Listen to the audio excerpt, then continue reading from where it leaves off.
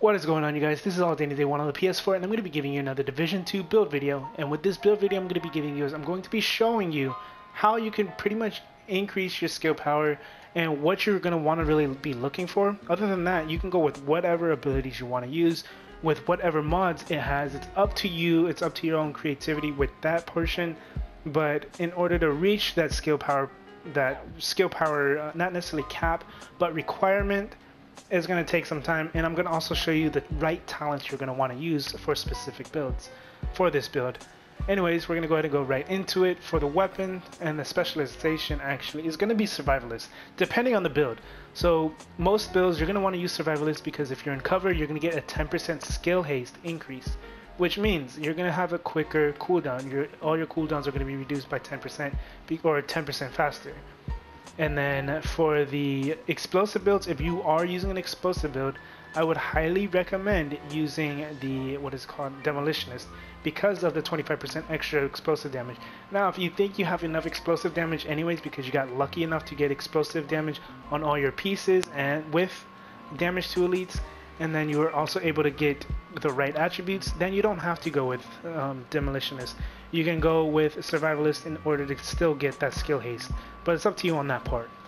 Now for the weapons I am using tactical M249 para because I'm a big fan of LMGs. I love LMGs, and also there's an issue with the AR. Whenever you use the chem launcher, as soon as you use the chem launcher, the ARs start to shoot downwards rather than recoiling up, and regardless, it shouldn't be recoiling that much anyways if you have a pretty good stability, or like over half or like 75% of your stabilities full. But yeah, the ARs start to recoil really badly going downwards. That's why I don't use my ARs anymore, or when I use the skill build. But with this M249 para, it's going to be really good because with this it says Optimist weapon damage is increased by 3% for every 10% ammo missing from the magazine, and it only requires 5 or less firearms, which is going to be very easy to reach if you are using a skill build. You're generally going to be around 4, like 1 to 4, or I'd say 2 to 4 firearms, maybe even 5. And then for the third talent you want to go with, not this one, you don't want to go with double duty, you want to have this one. So I should actually be using the Black Market M60 E6, but with this you're going to want to go with rooted. While equipped and in cover, all skill damage and healing is increased by 25% for 10 seconds. Buff is lost when exiting cover. Can occur once per 25 seconds. That is a very nice talent to have for a skill build, especially if you're using heals. All skill damage. It says all skill damage, not just healing. Alright, so your turret, your chem launcher, oxidizers, all the abilities that do damage will do 25% more damage. And then if you're going with a healer build, it is still really good. It's going to be very useful to go with that. Now, if you can do that, the same thing with the custom M44 or whatever sniper, because with my custom M44, this is my secondary, it has reformation. Headshot kills increase skill repair and healing by 25% for 25 seconds. If you can get that and the second or the third talent with rooted, because rooted is not a holstered talent, it is by itself. You have to have this weapon equipped. But if you can get that on a sniper as well in combination with reformation, you'll be a much better healer because you'll basically be doing 50% more healing in general and repairing. Now for the sidearm, I'm using the sawed off because I'm using filler up on my holster. Filler up allows me to basically reload all my weapons for free without having to take any from the reserves. All I have to do is just switch to my sawed off, shoot it twice, reload it, and then it refills my ammo for both weapons. Very good in my opinion. It's one of the best talents to have in the game for sure. And then in combination with a double barrel, if you can get the double barrel with reload speed on it for the secondary talent, that'd be even better. Now on to the brand sets. So the brand sets I'm using, I have 3 pieces of the Providence Defense. I would recommend the 3 pieces because you get the skill power, health, and weapon damage. And then 2 pieces of the Alps Summit Armament, which gives you 10% cooldown reduction, 5% skill power. And then the last one is going to be the Araldi Holdings. Only reason why I'm using this is because I get 21% cooldown reduction on my attributes, and then it also gives me the filler up talent which, like I said, is the reloading from empty reloads all weapons. So I would highly recommend using that one. Obviously, this would have been really nice too because of that 1500 skill power, but we'll get into that just a little bit. But anyways, for the talents, you're gonna want to look for. So let's just say hypothetically you have skill power at least 1300 to 2000 skill power on each item. That'll be enough without having the empowered talent. That'll be enough to reach 7.5k and higher on your skill power, which is basically like where most requirements are for your mods. If you had around, I want to say 1500 and higher skill power, that's if. And then you have maybe around 5 to 10 to 20% skill cooldown also for the secondary attribute. That'll basically be the best way to go about it. So for example, like this, 1500 skill power, 6% cooldown. That's not, I mean, 6% cooldown is alright, but either way, 5 to 10 to 15, maybe 20% cooldown reduction with that high amount of skill power is what you're looking for on all your attributes. As long as it has skill cooldown, or skill power and cooldown reduction, that is a perfect piece for attribute wise. And then even with the mods, if you can get mods with utility slots, that'll be even better because that means you're adding up more skill power and you're just adding up more skill damage as well for whatever you're using. Now you can still use offensive protocol mods or just offensive mods in general, but try not to reach over 4 or 5 on the firearms because you don't want to go over that. Now for the talents, like I said, hypothetically speaking, if you have 1500 and higher skill power and 10 to 20% skill cooldown, the talents you're looking for is going to be not empowered because you're not going to need that extra skill power anymore. You don't want to overdo it. Having extra explosive damage is going to be very nice. Creeping death is also really good, and hard hitting is also going to be really good to have. And then the last one would be talents or the surge talent, which is 10% skill haste, which reduces, not necessarily reduces, but it makes your skill cooldowns faster. So all 4 of those options would be the best options for a skill build. The reason why Creeping Death would be really good is it'll be good for fire builds. Anything that uses status effects, which like I said is fire. So, well, that's generally like the only status effect anyways. The Oxidizer does not count as a status effect. But Creeping Death, it says status effects spread to the nearest enemy within 10 meters can occur once every 15 seconds. So that means you're able to burn more than just that little bit of enemies. You'll be able to burn nearby enemies as well within 10 meters. And then obviously with the hard hitting, you're getting damage to elites. So if you're using anything like the turret or you're using a flamethrower, you're using anything, any other abilities, having that extra damage to elites is definitely going to help out because you're doing 15% more damage to them. And then the next one, the skill haste, like I said, it just makes the cooldowns quicker. It's not reducing the cooldown speed, but it's, or cooldown or anything, the timer for it, but it's just making the timer faster. So in a sense, it is still reducing the cooldown.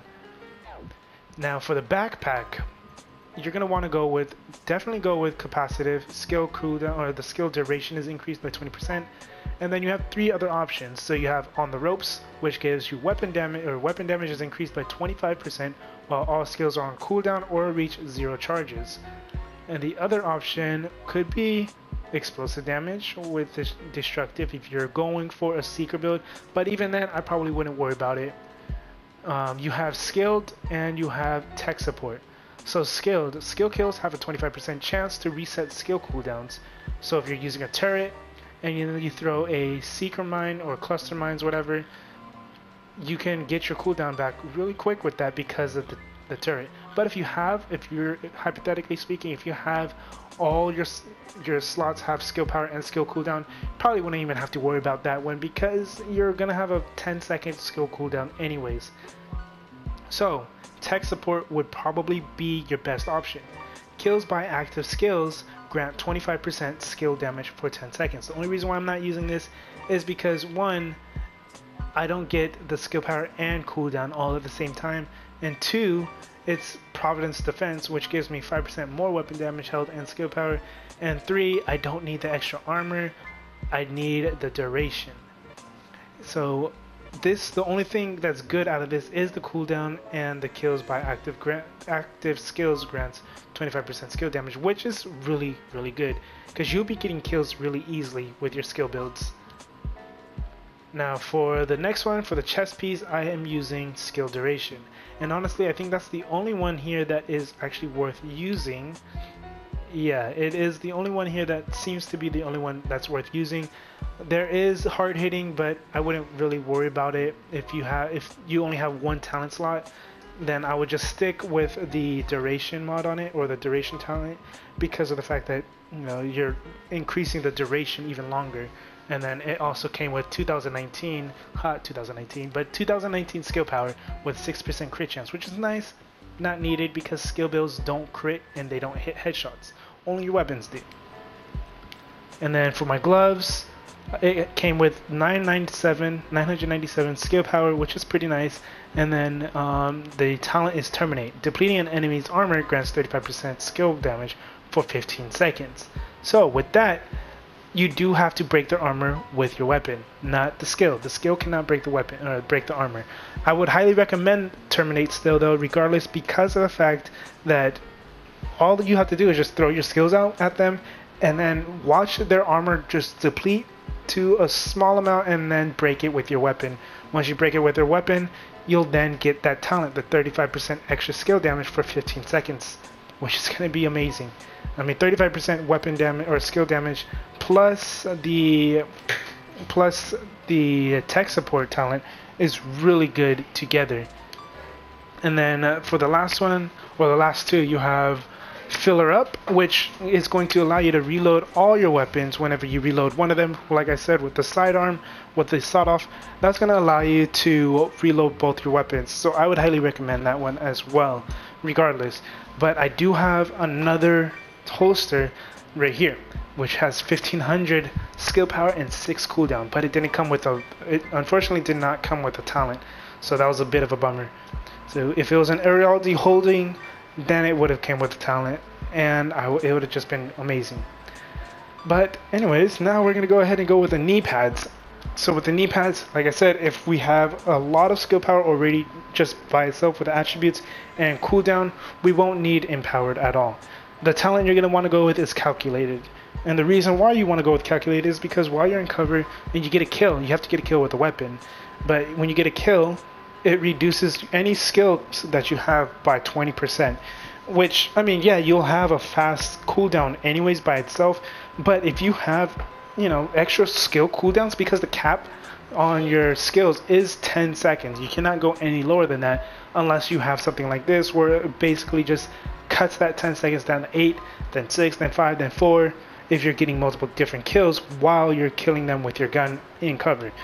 Like I said, you have to get the kills in cover with the gun, not a weapon. Other talents that might work, I guess, would still just be hard hitting for the extra damage to elites. Now for your abilities, like I said, it doesn't matter which one you use. It comes down to the mods, comes down to what you feel comfortable with using. What I like using PvE wise is, depending if I have a friend or someone in my team that can keep me healed, is I like using the incinerator turret and the oxidizer chem launcher.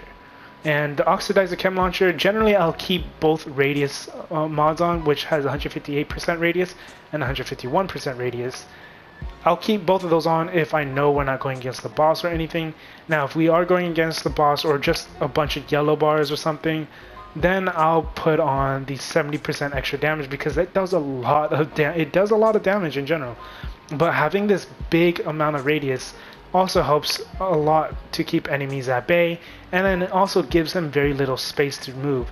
And then having the incinerator turret, it does a lot of damage. And I also threw in the 106% duration mod, which gives it double the amount of time, a little bit more than double, and then 24% cooldown reduction.